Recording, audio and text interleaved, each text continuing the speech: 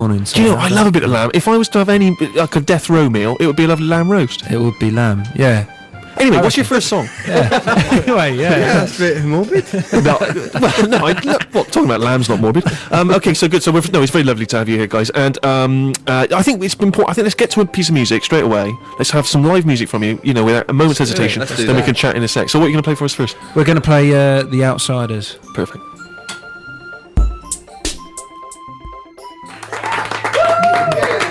Athlete, live in the hub. Great work, guys. I should just make it clear to everyone that that's the title track of a new EP that you've got out. Now, some of these tunes have come from your last album. That's right, There's yeah. an EP which is out tomorrow that features that, and some other stuff. Any new tunes on there? There's a bunch of new tunes, a couple of new tunes. Will you be playing one of those for us in a sec? We won't, no. Oh, that's a shame. So people will have to buy the EP, which is released tomorrow. And I noticed as soon as you began the song, obviously using the keyboard there with some sort of electronic beats, which is sort of an element that you brought into the last album, and also you did quite a lot of percussion. Is that right? From sort of unusual things, toilet seats going down and stuff like that. Have I just read that, or is that? No, it's true. I think we did try the toilet seat. Yeah, we did.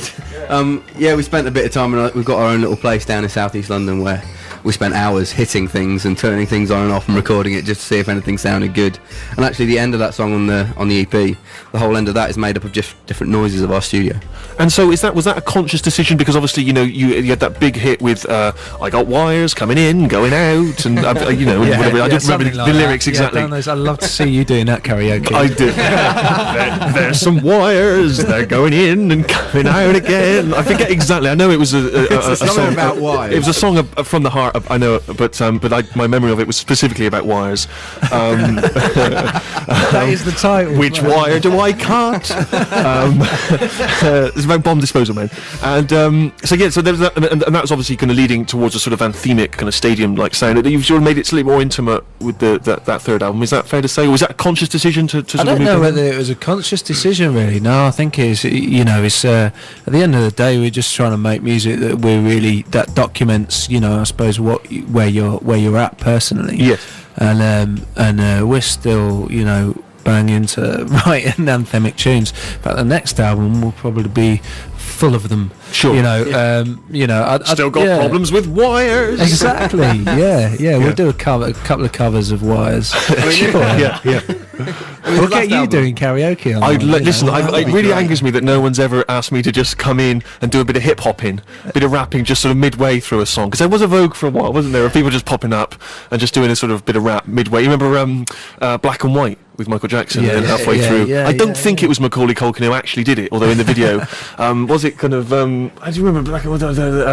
The case across the nation with human relations. It's a turf war on a global scale. I'd rather see both sides of the tie. So what I'm saying is you can have a tune and then Who was that? I forget who that was. Well, exactly. But KRS-One popped up on REM. You could do that because not saying that you're bad or anything, but you're probably a forgettable rapper.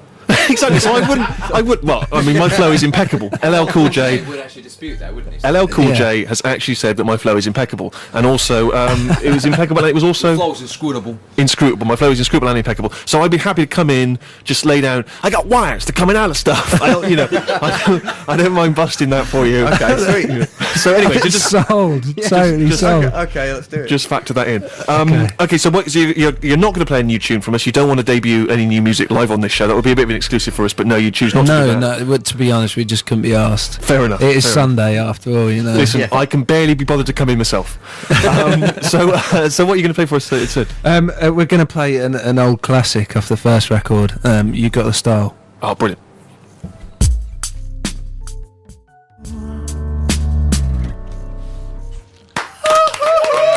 Great work. Athlete playing live in the hub. Thank you so much, guys. That sounded great. Thank you very much. I don't know if you remember, we got a little bit of past together. We do, yeah. You remember that? Yeah, great days.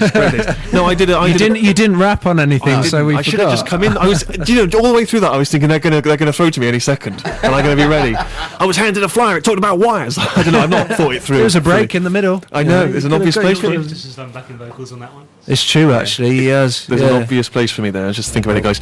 I worked on a sort of sitcom project years ago, and your one of your first tunes landed on my doormat, and I used that on the soundtrack. I think I had to get permission from you guys, and you granted it graciously. Thank you very much. Did I help the early days of Athlete? I'm not taking full credit. Obviously, you did. Well, Obviously, you you know, did. You can't prove that I didn't. So, Yeah, that's true. so there we are. Well, it's you all can, letting now you can pay up. me. I was expecting something at least free from you. Maybe a what do you call it? A plectrum. You can definitely have one of those. Thank you very much indeed. So when can we expect another album? Hopefully, like early next year. That's what we're shooting for. So. Are you in the studio at the moment, or are you quite sluggish? Are you just spending all your wires money? Yeah. No, we spent that a long time ago. So we're working pretty hard. A really good time to write. I don't know. Like this time of year is always good for writing. I don't know. And so yeah, we that's the idea really. Up until for another month, we'll write, and then we'll get in the studio in like August, September. Brilliant. Start making a record. Well, we so. look forward to it. Maybe you'll come out and play some of your new music. Absolutely, That would be a treat. Maybe. Maybe. I mean, Yeah, I'm not promising. Do you know what I mean? You don't want to hold. You don't want. No, absolutely. No. I mean, it would be on air by the time you come out. We'll come in and collaborate. Just seriously, I'm not. You're looking at me slightly. Oh no. Okay. Tell you what, we'll do it if we collaborate. If there's no collaboration, Well, come then back not. in. I will write a rap. You tell me what Okay. the subject of the song Okay. is, and I will write It's a something. deal. Tell you what, we'll It's send you a gotta song. be We'll done. put a gap in it for you. Please, gotta be done. seriously, you We think can do you that think easily. you think you're taking the mic? I No, I'm genuinely would serious. love to do It's that. got to be done.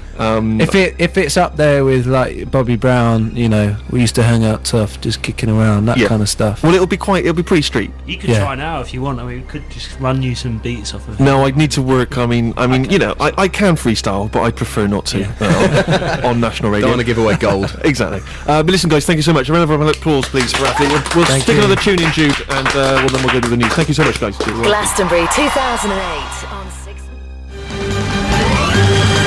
From 1996, My Life Story, 12 reasons why I love her. I shouldn't have been eating chocolate just before I went on. I need some of those vocal exercises, quick. Some tweed, I like tweed. Thank you very much. Perfect, that's good. Steve Show, BBC6 Music with me, Steve Merchant, and we got the gang here. Plus, we got John Ronson. We're very pleased. A round of applause for Johnny's hung around. He enjoyed Athlete, and most people come on the show, John, and they have something to plug. You very graciously came in because you are a nice guy, but there must be something we can plug for you. There's a couple of things. I've got a film out in a couple of weeks on Mall 4 called Citizen Kubrick, Okay. in which I look through Stanley Kubrick's boxes to try You and... looked through Stanley Kubrick's boxes. Yeah, I was the first person ever to look through his boxes. How do you get these gigs? Oh, I got this phone call out of the blue about 10 years ago saying my employer, this posh voice saying my employer would like a copy of this documentary made about the Holocaust. So I said, who's your employer? He said, I'm afraid I can't tell you. And I said, oh, go on. He said, Stanley Kubrick. And I got incredibly excited and then sent the tape. And then Kubrick died, and then... Not having watched the tape. Well, It wasn't like The Ring or whatever. So, and then shortly after he died, I got this phone call again from Tony saying, do you want to come up to the Kubrick house for lunch? So there's this giant house near St Albans, and you walk in, and it's just full of boxes, just boxes everywhere. Where there'd be like kind of busts or floral displays in another grand house, like boxes and photocopiers.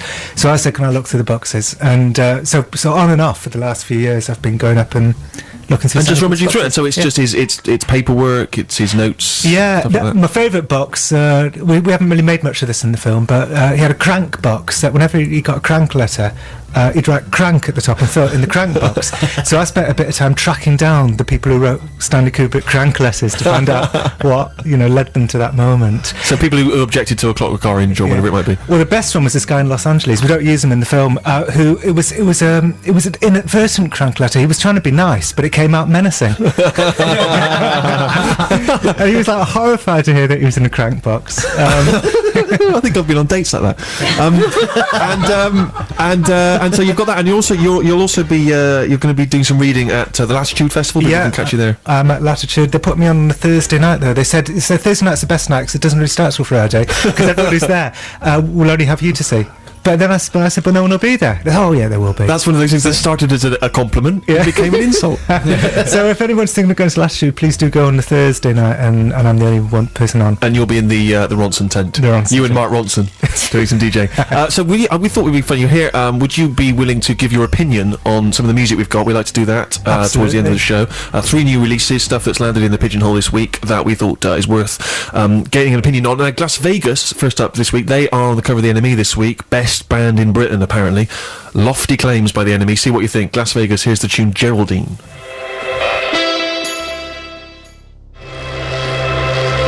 The NME, of course, not known for hyperbole, have labelled this band the greatest new rock and roll band in the world. Not just Britain, my apologies, but the world. And they are, of course, Las Vegas. And that tune is released tomorrow. It's called Geraldine. So, opinions, please. Harry, you don't look pleased. Well, Enemy have got previous here, haven't they? Last year they announced that their debut single, which was called Daddy's Gone, That's right. was the greatest record ever made. That's true, yes. And I helped to puncture some of that wild praise because I saw them support Dan Sartain last year and thought they were distinctly average. I've not read the Enemy this week. I'm imagining they've used terms like sonic cathedrals.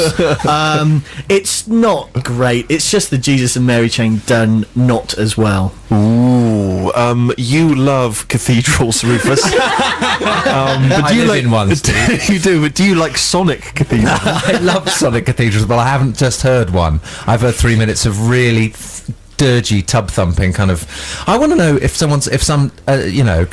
comic journalist maybe, John, I want to look into any possible links between the editors of the NME and the band members of Las Vegas. Right. Surely this hyperbolic kind of writing is kind of totally unfounded. You're sensing a conspiracy, John Rodson. Do you feel there may be one to uncover? Well, no, because I rather liked it, and I share the NME's excitement. Really? Well, I wouldn't go as far as the greatest man ever. But I thought it was all right. I mean, until you said it was like the Jesus and Mary chain, I thought, yeah, you're right, it is. But until then, I thought this is this lovely, You're so easily swayed, aren't you? I'm very easily swayed. I'm very unsure of myself when it comes to music. That's my problem. No, John, you're not easily swayed. But I thought, yeah, that sort of Phil Spector thing going on. That's always nice, and with the Glasgow thing, and I thought that's completely original. Then you reminded me of the Jesus and Mary chain, and I thought, yeah, you're right. That was a heck of an opinion. Sammy, are you as undecided and easily persuaded as John? I'm not undecided at all. I'm not a very cool person. I've never been a cool person. At the age of 11, I insisted on dressing like John Lennon to school. I had my own Beatles homemade pencil case. Which phase of John Lennon? Was it the Sgt. Pepper phase? It was small round glasses and dungarees. Don't know where I got that idea from, but definitely thought that was John Lennon all over. I've never been cool. I've never tried to be cool because it's too late now. But I never want to be cool. I don't agree with the NME in the slightest. That was dirge. You could ask any tramp to bang on a tin and it would sound more appealing than that. That was not music. Wow, It can be said is the best music in the world. You rarely get this heated up. Is it because you're This is Network Rail. This is Network Rail feeding into it. Yeah. That's The NME's opinion of that, I think you should look into some sort of conspiracy there because something is amiss. Gravely amiss. Okay, listen, you've not enjoyed that. Maybe you'll be more down with the next tune we'll be playing. Kanye West features on a tune by Kid Sister. We'll hear it after this track. BBC Six Music. I feel like I want to back announce this one like Zane Lowe would do on Radio 1. Go on, it just seems the natural. Coming out of Chicago, born Melissa Young, but calling herself Kid Sister. That's Pro Nails, featuring guest appearance from Kanye West, released tomorrow is the big one. It's kind of always got that, he's a great broadcaster, Zane Lowe. If you've not checked him out, do. Radio 1, weekdays. At some time. Sister station. Absolutely. So, yes, there we are. As I say, Kanye West featuring on a tune by Kid Sister. I think Kid Sister dates Kanye's DJ. He heard the tune and he was asked if he would appear on it. He did. And as you say, it is just about going down a nail shop. Speaks to you about your life, Rufus. You know what, Steve? I don't like songs about fingernails, trainers, jewellery, baggy clothes, or low-slung trousers. And I do like songs about hats, spats, suits, trousers cut with a generous leg, and waistcoats. Okay. Oh, well. That's all I got. That's given us everything we need to know about your view on that song.